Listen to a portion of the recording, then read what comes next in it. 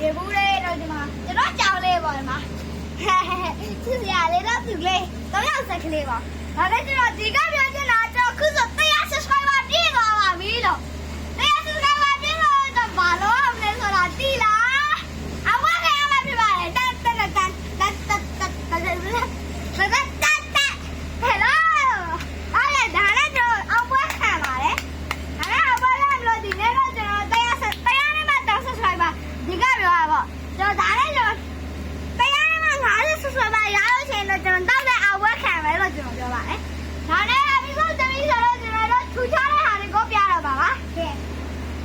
ခုနကကျွန်တော်ပြီးတယ်ကျွန်တော်ဒီမှာ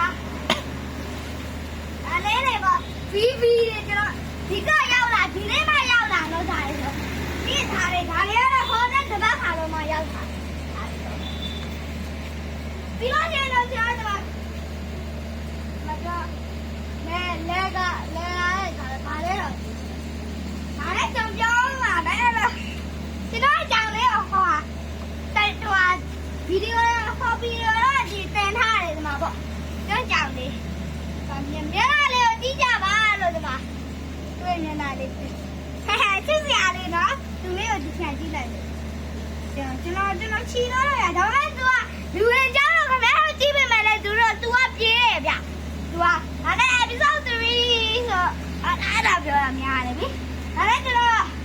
ခုနကရေနွေးလေးရရှိတယ်ကျွန်တော်လူတွေရရှိတယ်ခေါက်ဆဲရတယ်ဘယ်လိုစားရလဲပြမယ်ပေါ့